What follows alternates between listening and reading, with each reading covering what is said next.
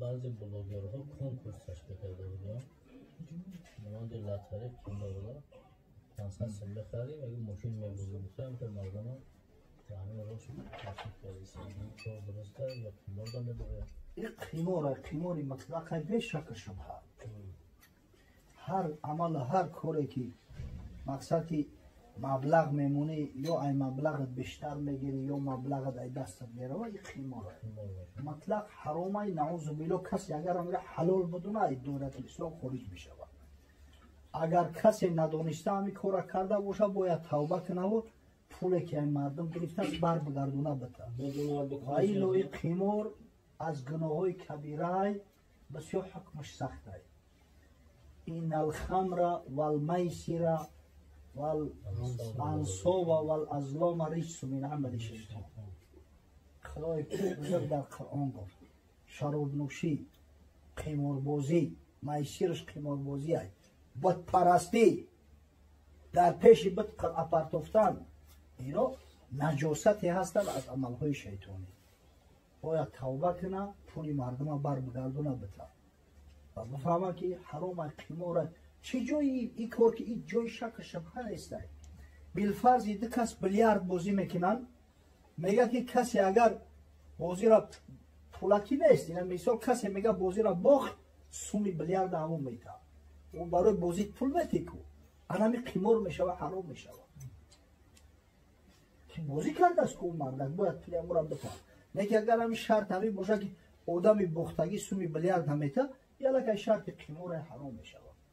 هیچ جای شک نیست که این عمل قیمار است حرام در تلفنمون برنامه‌های نشان دادن قبله ما همه استفاده می‌کنیم قبله رو جستجو نکنیم مفکر می‌خونیم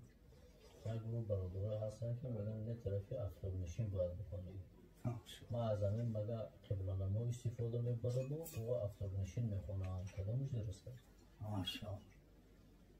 در اصل بسیار زندگی میکنیم و هول یا من اندیشه و فکر و یعنی نمیدونم اصولی میانه در کلامونه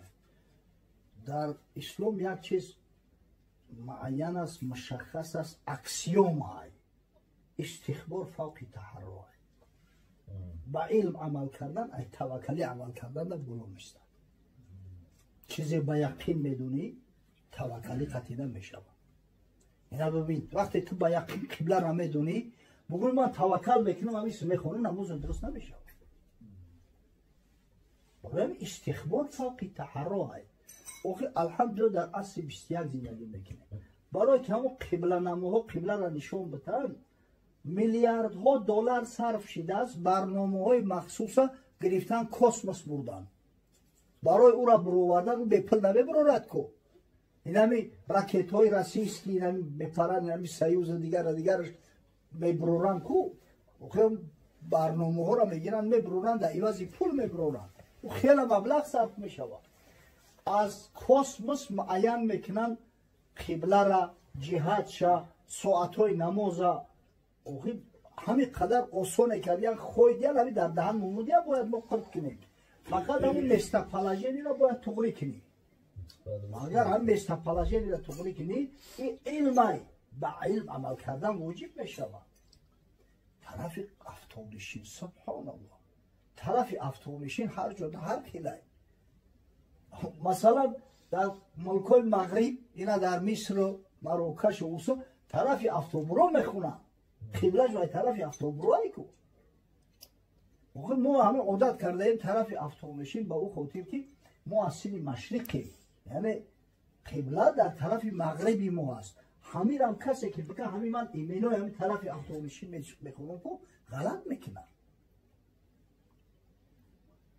وقتی صحابه اومدن تو همین بلخ اومدگی هم صحابه پیامبر صلی الله علیه و سلم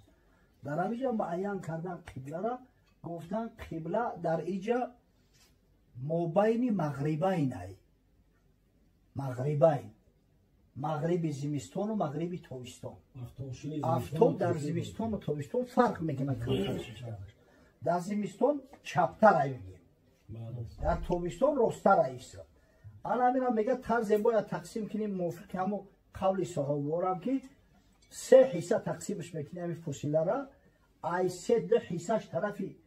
تابستان میپرتوی ایسو ای سه حصه ای طرف زمستان با وجود همو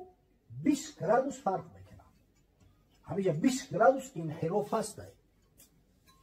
میفهمی 20 گرادوس کمتر اسکاژنی داره بله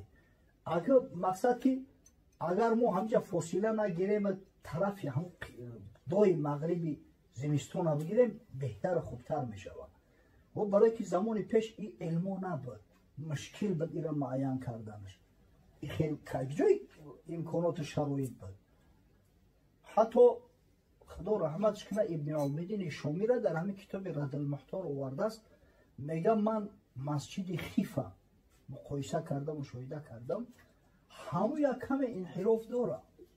یعنی چند گرادوس انحراف داره که از مسجد حرم تا خیف اگر انت راستکی بگیریش ممکن 5-6 کیلومتر باشه همونجا انحراف هست میگه اما امروز خداوند برامون امکانیت داد است مقصد اینمی کارا را کاربرد کردن کار کردن برآوردنش ای کسموس معین میکنه جهت قبله را حتما باید معین کنیم و بخونیم برای همین ای روسیه وقتی که طرف افتوشین میخونن کو نمازشو درست نمیشه روسیه تا کجا ای بو روسیه ای بو خیلی بالاتر میشه اینجا طرف افتوشین اینجا میشینی طرف افتوشین غربی ای روسیه گمان میکنه که سین جنوب باید بخونی این طرف بخونی برای همین واجب است امروز با علم عمل کردن اگر در روسیه هم قبله نماها کردگی هم چون معین کردگی هم بالفرض جنگل باشه جای باشه که ندارن امروز تلفن ها هست دیگه بهونه گفتن نمیشه باید قبلهشون رو معین کرده و موافق همون نماز بخونن او قولهایی که پیش میگفتن که ایزا مقصد که اگر به شرطی که رخساره راست یا رخساره چپ طرف قبله باشه نماز درست میشه و وقتی بود که انیق تعیین کردش نمیشه مثال در پیش اگر خونه کعبه باشه خیلی گپ نمیشه وکو انا همین خاطر مقصد که انا باید که به علم عمل کنیم استقبال فوق تعرض گپی برادر درسته او کسایی میگن که طرف افتوشین میخونه و بسیار زعم خطا دارن کار خدایی که آیا نماز شو درست میشه و یا نمیشه فقها هم تا 45 گرادوس اجازه دادن اگر 45 گرادوس انحراف تا 45 باشه میگن نماز درست میشه اذا تیامن او تیاسر صحه همین 45 گرادوس های میگه ای 45 گرادوسش میگن نماز درست نمیشه اگر قرضدار باشیم آقای آدم ما نایبیم اما سما در ایمان مسجد ایمان آدم بیمار خیر کنیم میشه ماشاءالله شخصی اگر قرضدار باشه و آدم میره که باید پول قرض به او بر بگردونه نیوه اگر به شرطی که بشناسه همو را بدونه که اینم حتی مرده باشه هم صاحب درکاش هستن فرزنداش هستن حتما باید مال به صاحب مال برسونه برای فرد روز قیامت دعوگر نمو صاحب مال همین امکان و علاجش باشه حتما به صاحبش باید برسونه بعد مرگشم بعد مرگم که باشه به وارثاش برای برسونه اما اگر حالت میشوه که یک از قرضداری دیگه نمیدونیش او کیه نه نامش میدونی نه ادرسش میدونی مدت ها میگذره همین حالت بهترین کار همین است که نام صاحبش بگیری خیرش کنی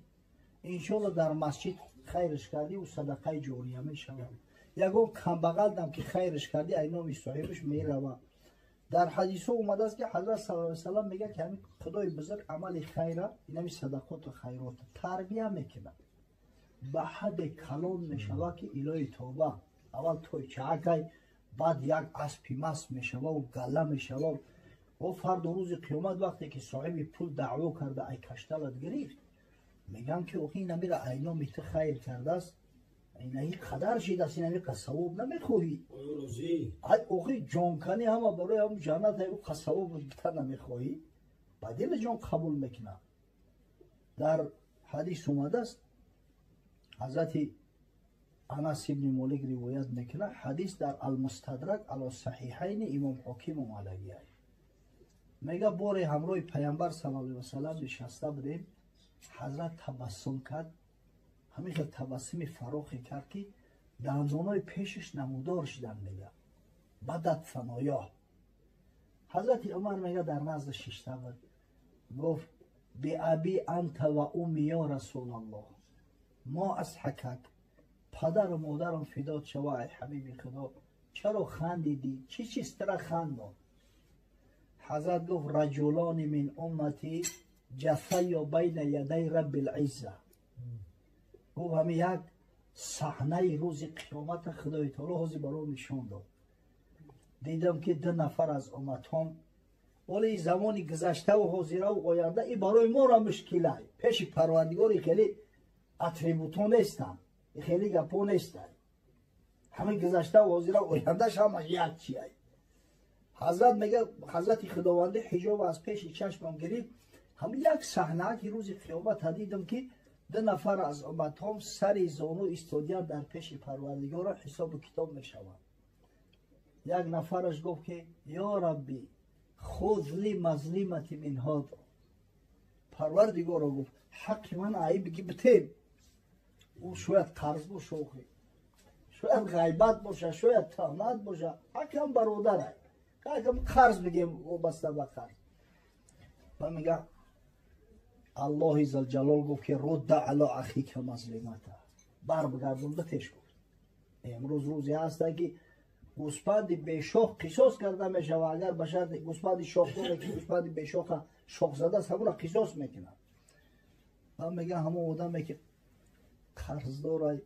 گفت یا ربی لم یبق لی من حسنات شیء، پروردگار رو هیچی ندارم دیگه،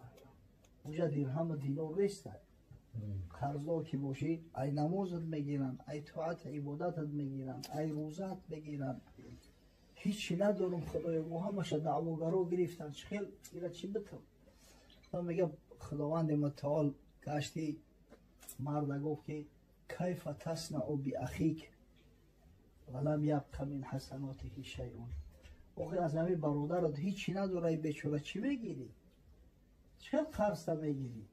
میگه گشت گفت که یا ربی فلیحمل عنی من اوزاری، پروردگارو گناه های من را یک قسمش بگیره دولش بار کنه.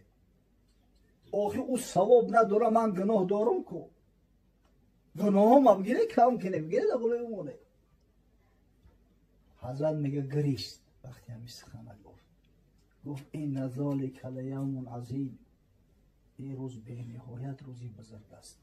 یوم یحتاج الناس فیه الی ان یحمل عنهم من اوزارهم.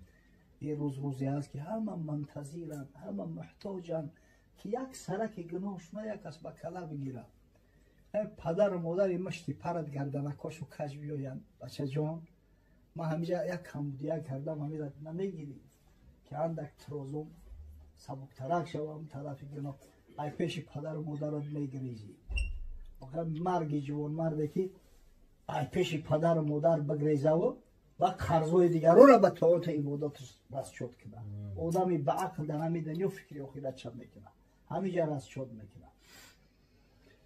و میگه از بس که این مردک هم مردک خوب صالح بوده است، آدمی خوب بوده است، خیلی هم قرض در کلش بوده است نتونسته است. پروردگاری بزرگ میگه دعواگرم رجوعت میکنه، میگه ارفع بصرک فانظر فی الجنان، سر تا بردار توی جنت تماشا کن، تو چی دعوا داری؟ یا سر تا بردار. میگه سرش میبرداره، هش سرش میکنه، میگه یا ربی ارا مدائن من فضه و قصورا من ذهب مکللتا باللؤلؤ. پروردگارو این شهری که مثل نقره خام میدرخشه، اوی قصرهایی که همه مثل تیلو هم با همون ریمونتو همه مزایکش همش ای بریلیان، این مولی کیه؟ فما یملک ذالک. حضرت خداوند میگه انت تملکو، این همیولا تو دمیتو. و میگه بیماذا یا ربی، ای من چی کاری خوب و خیر کردم که این قدر نعمت برای من میتی؟ حضرت خداوند میگه بی عفوک عن اخیک، این همی گناه میره ببخش، ای بحری دعوت بگذر، من همیون رو برات میتم. و وقتی او رو میبینم میگه قد عفوت عن، من دعوا ندارم رئیسیش، دعوا ندارم، با حضرت خداوندی میگه خود بیادی اخی که فادخله الجنه. آن اگه دستی برادر تا بگی و جنتش بر تا وقتی که همون آدمی که قرض داره کو تا ایو قرض داری تو همون نبخشه الله ذوالجلال نمیبخشد. یعنی مردا که خوب بود است که خدای بزرگ برای سعی کنه که قرض را به همین دنیا بده. همه ای در صورتی هست همون خیر کردن از نامش که ندونی ولی بعضی وقتش در دزدی دیان غورت کرده گیان روهای دیگه قطع گرفته گیان ظلم قطع گرفته ایزا میکشن و میگن همین ما خیر کنیم خیلی میشوه درست نمیشوه. او را میرای تا بیشش پحیلی طلب میکنیم که برادر عزیز ما همی کارا با نووچ ایت گرفته بدیم او را ببخش برمیگردونی در صاحبش میتی. اگر بالفرض صاحبش که نباشه صاحب درک داره کو وارث داره کو وارثاش در میرسونی و ایلو اگر همی کارا نکنی کو میلیون ها بنامشم که صرف کنی فایده نمیکنه و جنایتی دوستی و جنایتی حق مردم گرفتن و دیگر در پیش